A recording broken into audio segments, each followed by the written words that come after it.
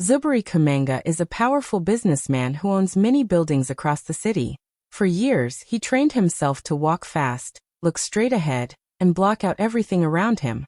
To him, stopping for people on the street meant weakness, and listening to sad stories felt like a waste of time.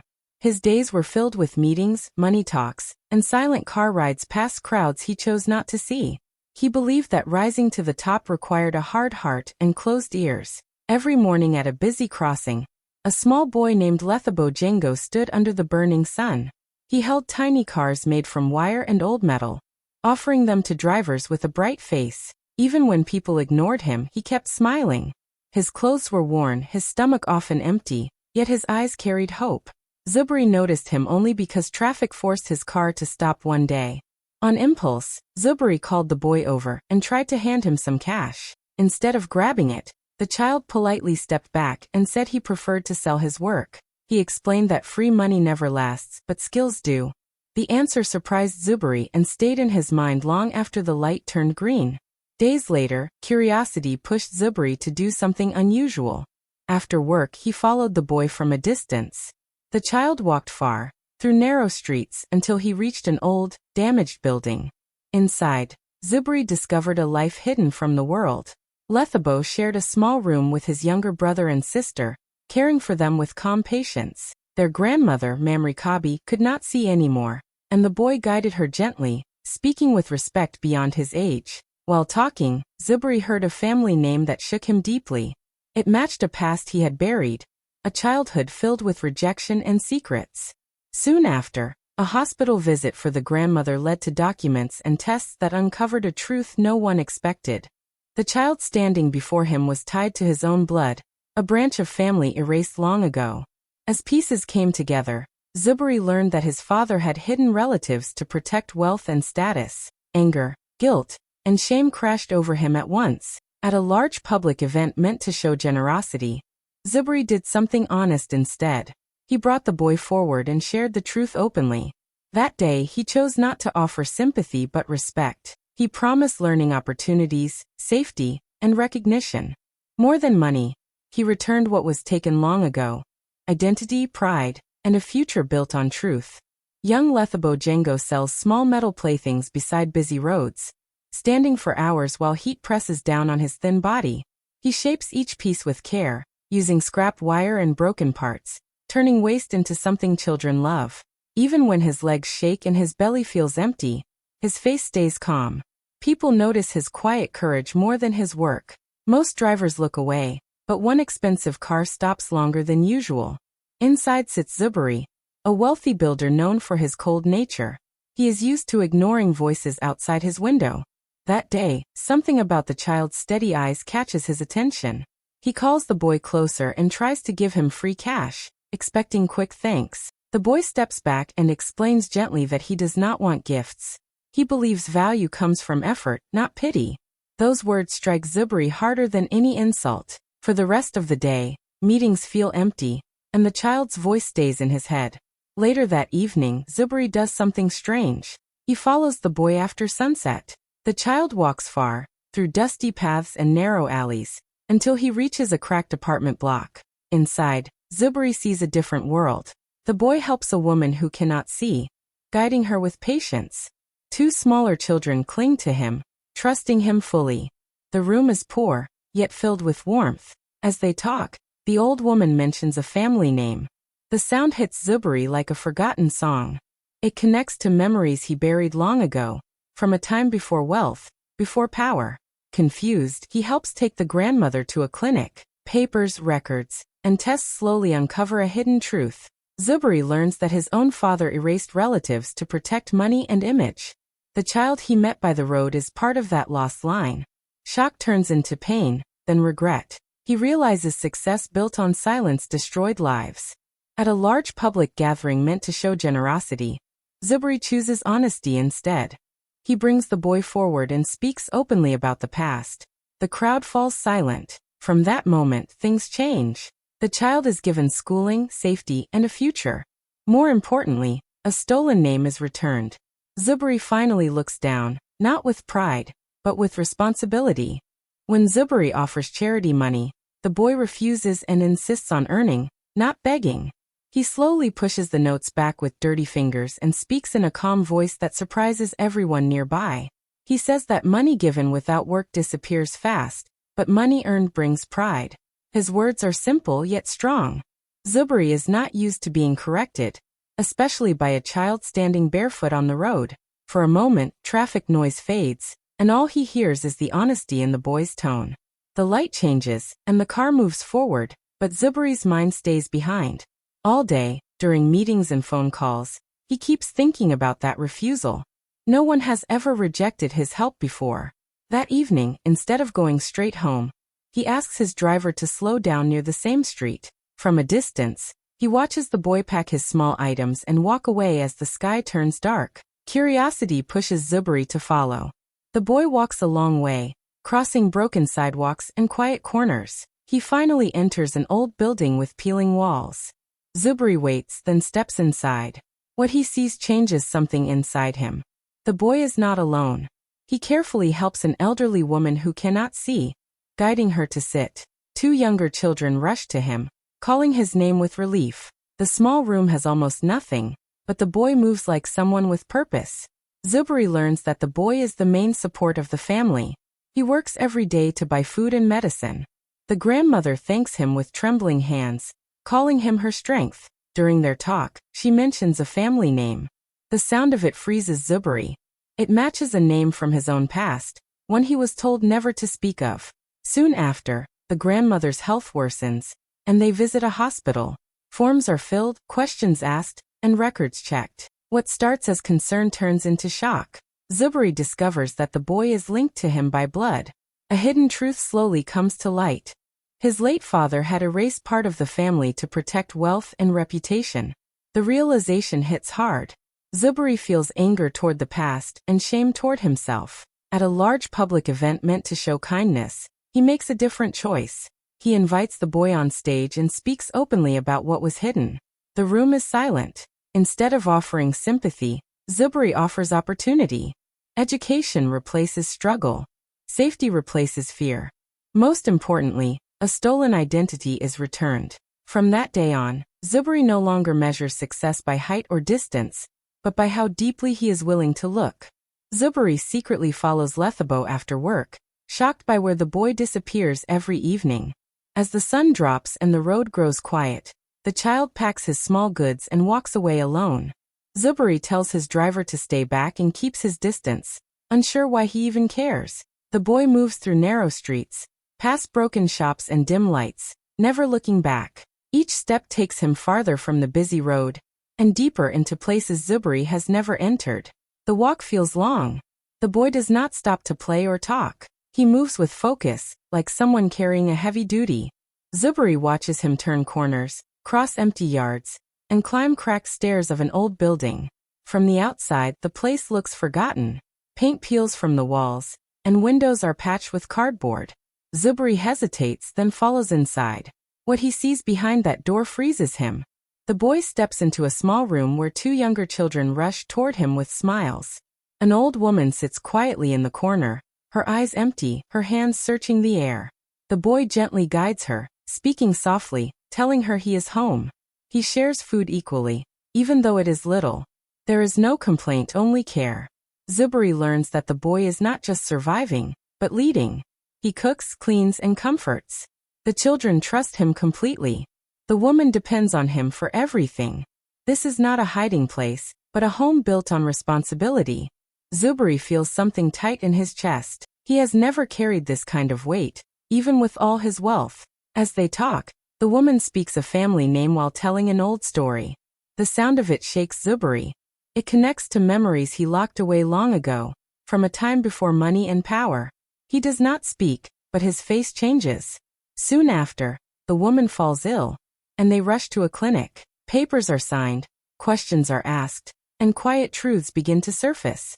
Zubri discovers that the boy's family was pushed aside years ago to protect a rich image. The pain of that choice reaches across time and lands in front of him. Guilt and anger mix inside his chest. At a public event meant for showing kindness, Zubri chooses truth instead. He steps forward with the boy and speaks openly.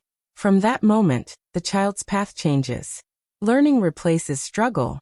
Security replaces fear. A forgotten family line is restored. Zubri realizes that real success is not about how high one stands, but how far one is willing to follow the truth. In a rundown flat, Lethabo supports his blind grandmother Mamrikabi and two siblings. The small room smells of old walls and weak light slips through cracked windows. Every evening, the boy enters quietly, placing his bag down before greeting everyone with a gentle voice. His grandmother sits near the door, counting steps in her mind, waiting to hear his feet. When he speaks, her face softens with relief because she knows they will eat that night. Lethabo moves carefully around the room. He helps Mamrikabi to her chair, guiding her hands to the cup of water, explaining each movement so she feels safe. His younger brother and sister watch him like a guide.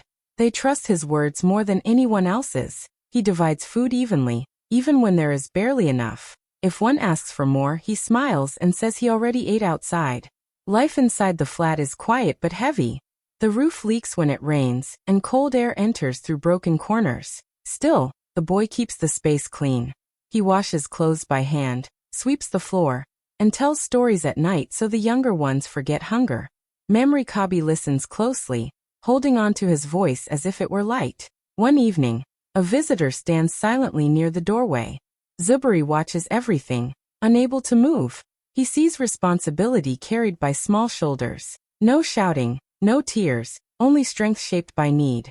When Mamrikabi speaks, she mentions a family name while thanking the boy for never giving up. The sound of that name hits Zubri deeply. It pulls memories from a past he buried, memories of loss and silence. Days later, illness forces them to seek help. At the clinic, forms and records uncover links no one expected. Truth slowly rises. A hidden connection appears between the powerful man and the struggling family. Zubri learns that years ago, wealth was protected by cutting others away. The damage of that choice now stands before him in the form of a child who grew up too fast. At a public gathering meant to show kindness, Zubri chooses honesty. He steps forward with the boy and speaks openly about what was hidden. The room falls silent. From that moment, change begins. Education replaces survival. Safety replaces fear. A forgotten family line is given its place again. Inside that same flat, hope finally enters. Not as charity, but as justice. Zubri hears a surname that triggers a painful memory from his own abandoned childhood. The sound reaches him quietly, spoken by an old woman with tired breath, yet it hits his heart like a sudden blow. He freezes where he stands. For a moment, the room around him disappears, replaced by pictures he worked hard to forget. A small house, cold nights, whispers behind doors, and a boy being told not to ask questions. He remembers growing up without warmth. His father was distant, focused only on power and image. Certain relatives were never mentioned, as if they never existed. When Zubri once asked about them, he was warned to stay silent. That silence followed him into adulthood. It shaped him into a man who believed feelings were dangerous and weakness must be hidden. Now standing inside a poor home, he hears that same name again. The boy caring for his family repeats it without shame. To him, the name means survival, love, and duty. To Zubri, it opens a wound that never healed. His hands begin to shake slightly. He realizes this child is living the life he escaped, but without protection or choice. Zubri starts visiting more often, listening more carefully. Small details begin to connect. Old stories match hidden memories. The grandmother speaks of relatives who vanished after disagreements over wealth long ago. Each word adds weight to Zubri's chest. He begins to understand that his comfort was built on someone else's loss. When illness sends them to a clinic, paperwork and records reveal what fear tried to hide. Blood ties appear where denial once lived. The truth is clear and impossible to ignore. Zubri learns that part of his family was pushed aside to protect reputation and fortune. That choice shaped two very different lives. Guilt consumes him. He thinks of all the times he looked away from people in need, not knowing he was turning his back on his own past. Anger rises toward a father who chose money over people. Shame follows for becoming the same kind of man. At a large public event meant to show generosity, Zubri makes a brave decision. He steps forward and shares the truth openly, his voice steady but heavy. He brings the boy beside him, not as a symbol, but as family. That moment changes everything. The past is finally faced. A broken line is repaired. Zuberi understands that success without truth is empty, and healing only begins when silence ends. A chance hospital visit reveals Lethabo's family is connected to Zuberi's forgotten bloodline. What begins as a simple trip for medical help slowly turns into a moment that changes everything. Mamrikabi grows weak one morning, and the boy rushes her to a public clinic, holding her hand tightly. Zuberi follows, planning only to assist and leave quietly. The hospital smells of medicine and worry, and the waiting area is filled with tired faces. While nurses ask questions, papers are requested. Names are spoken, written, and checked. Zuberi listens without interest at first, until one detail makes him pause. A record does not match what he expects. A nurse mentions an old family connection while reviewing forms. Zuberi feels uneasy but stays silent. Something inside him begins to stir. Later, a doctor asks about family history. The conversation becomes longer than planned. Dates, places, and old addresses are mentioned. Zuberi suddenly realizes that these details sound familiar. They connect to stories he once heard as a child but was told to forget. His heart beats faster as he listens more closely. Tests are done, not only for health reasons but to confirm background information. The results bring quiet shock. Lines that were once hidden now appear clearly. The child standing beside the hospital bed is not just someone he met by chance. There is a deep family link that was buried years ago. Zuberi struggles to breathe as the truth settles in. Memories flood back. He remembers being taken away from certain relatives, being told they were no longer part of the family. He remembers silence, secrets, and fear. Now he understands the cost of that silence. While he grew up protected by wealth, others were left behind to struggle. The boy knows nothing of this storm. He focuses only on his grandmother, adjusting her blanket, speaking softly to calm her. That simple care hurts Zuberi more than any accusation. He sees strength, dignity, and love where there should have been support long ago. As the reality becomes impossible to deny, guilt fills Zuberi's chest. He realizes that ignoring people all his life did not make him strong, only blind. This hospital, this visit, was not an accident. It was a door opening to a truth waiting to be faced. Later, at a public gathering meant for generosity, Zuberi chooses honesty instead of pride. He speaks openly, bringing the boy beside him, not as charity, but as family. From that day, futures change. A broken line is repaired, and a forgotten connection is finally given its place. Zuberi realizes his late father erased an entire branch of the family to protect his fortune. The truth comes slowly, like pieces of a broken mirror coming together. Old records, quiet talks, and missing names all point to one painful fact. His father did not lose relatives by accident. He removed them on purpose. Anyone who threatened wealth or control was pushed out and erased from memory. As Zuberi thinks back, many moments suddenly make sense. He remembers locked rooms, stopped conversations, and warnings never to ask questions. Certain people were never invited to family events. Their photos were missing from albums. At the time he believed it was normal. Now he sees it was planned. The discovery fills him with anger and shame. His father was respected, powerful, and feared. He built success by choosing money over blood. Zuberi understands that the comfort he enjoyed came at a cruel cost. While he lived in safety, others were left to struggle, forgotten and unprotected. The hardest part is realizing how deeply this choice shaped him. He was raised to be distant, to ignore pain, and to value strength over kindness. That lesson turned him into a man who looked away from suffering. Without knowing it, he followed the same path his father set. When he looks at the boy, he sees the result of those past decisions. A child forced to grow up early, carrying responsibility that should have been shared.